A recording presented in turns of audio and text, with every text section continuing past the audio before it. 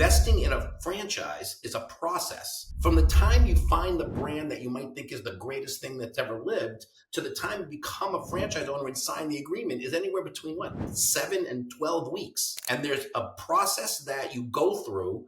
And again, some people don't know this, but franchises are awarded, meaning every candidate who wants to invest in a franchise has to be given a green light approval letter by the brand. So if you don't have time in your life, it's not going to work out. Welcome to the Zero to Profitable Franchise Podcast, the best place for you to come to figure out the right franchise to buy and how to get and stay profitable.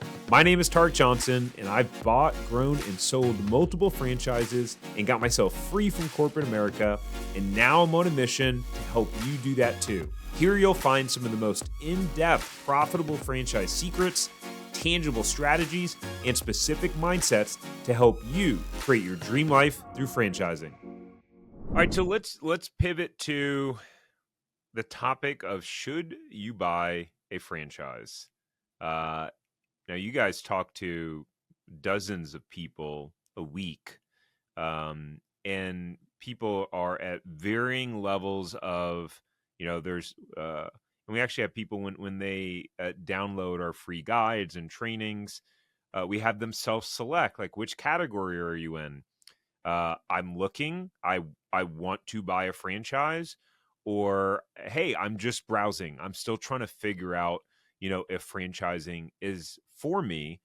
Clearly, it is not for everyone. Clearly, people have had success building independent, non-franchise businesses. But I'm curious, when you guys are having these meetings, getting to know people, trying to help guide them in the right direction, and tell them to stay away from franchising if it's not for them, what are the things that you look for? How are you able to tell, like, hey, yeah, I don't think this path is for you quite definitively? And then on the other side, for the people that for sure, like, you are the perfect candidate for a franchise, how are you able to tell with that? Mark, let's start with you. I actually love the topic because it ties into really everything that you do, right? I'm going to give you an example. Just this morning, I have a follow-up appointment with a candidate scheduled for Monday. He was presented brands, and he'd been introduced to brands, and he was starting his due diligence, and we were going to follow up after the 2 weeks, which is typically what we do.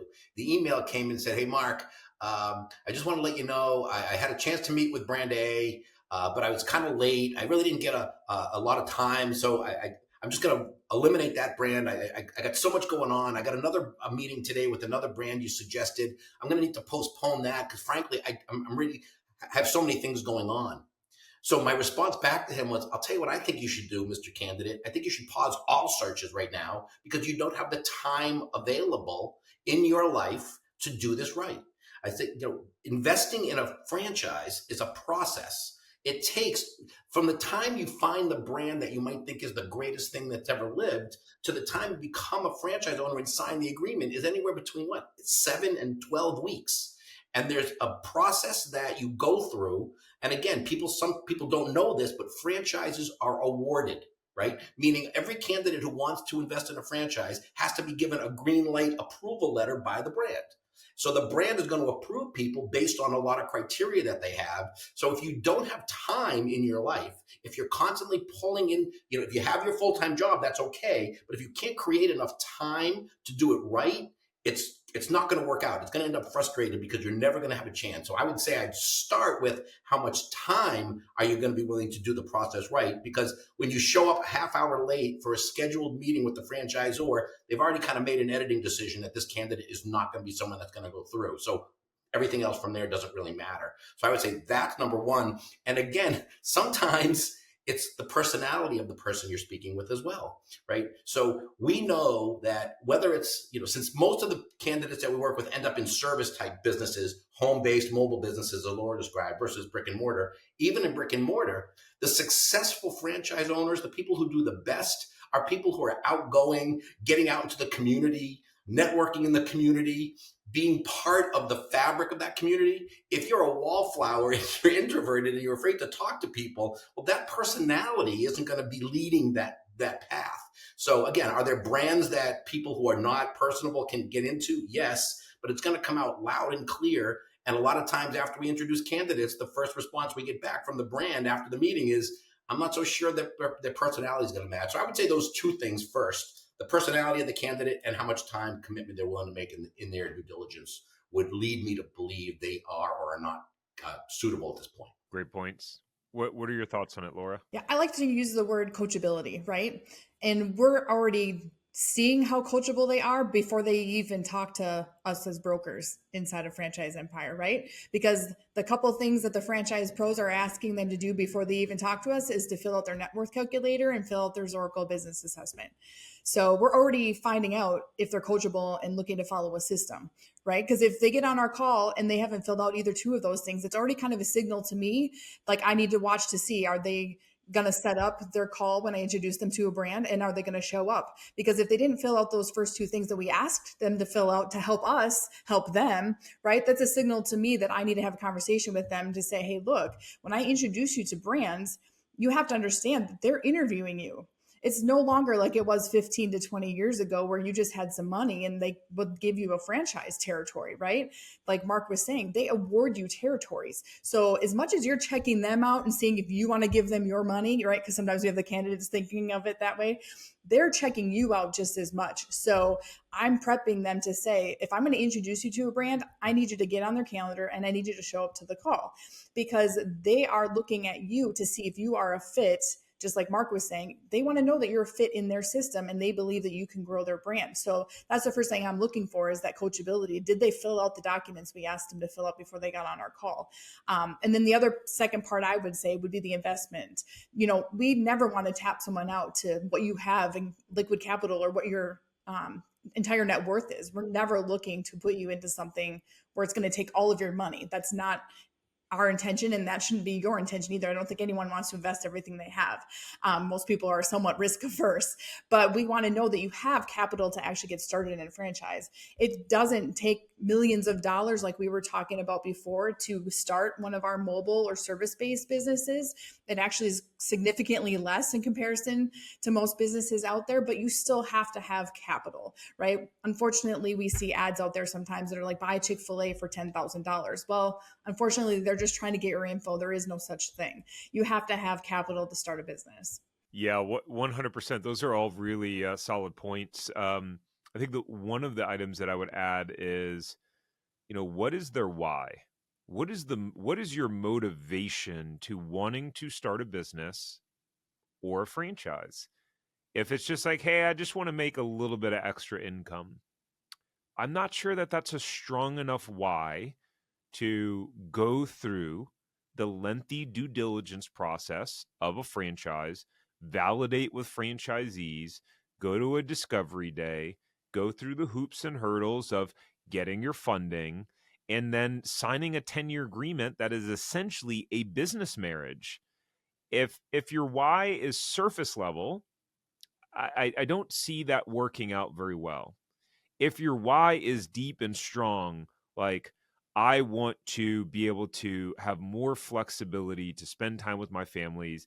I want to be able to go to my kids' soccer games, but now I can't do that because I'm tied to my desk at work. Or if it's, I've always wanted to be an entrepreneur, and if I looked back on my deathbed, I would regret it if I didn't pursue this opportunity. To me, those are the sort of whys where there's a phrase, if your why is strong enough, you will figure out the how. And so I love when individuals have that burn the boats mentality of like, I will do literally whatever it takes to be successful. And for me, it's like, yep, I'll put my money on that person. Absolutely. That's a great point, Tarek, on the whys. And again, unfortunately, there's another why not, right? And it's sad because the world is a tough place, right? The economy is a tough place. The job market is tough. People are losing their jobs left and right. They're white knuckling and hoping that their W-2 check comes. And unfortunately, when they come to us and they say things like, I've never run a business before. I'm not even sure if it's for me. I'm just afraid I'm going to lose my job tomorrow. That's not a good enough reason, right? Because that doesn't mean that they're invested, but you get a lot of that, which is sad. And then even worse, you get people who are like, listen, I have a good job. I'm making $150,000 a year guaranteed. But I don't want to work for these people anymore. I want to set my kids up for the future. I got this dream, and I'm really going to be all into this franchise model if I'm positive that in that first year, I'm going to be able to pay myself that $150,000 salary. That's again another yellow flag. Let's pause, because you have to explain to people as a business owner, you don't really get a salary. You get what's left over after everybody else got their salaries, right? Because you're building a team.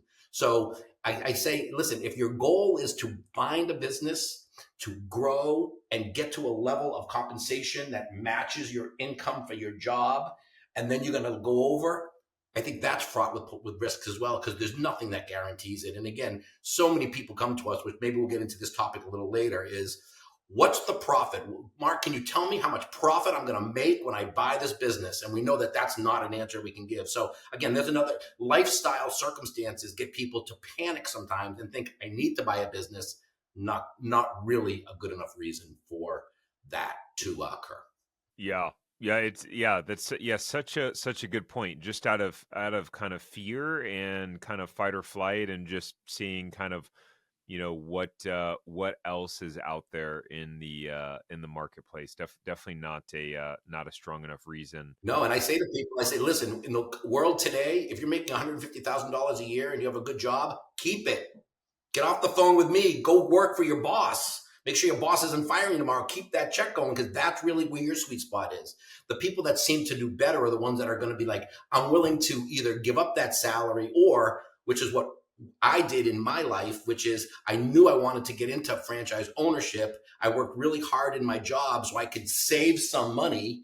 And that when I made that leap, I had money in my savings account to live on while I built my business. That doesn't happen very often, but that's the A plus way of doing it. I can quit my job because I worked really hard and I planned for this.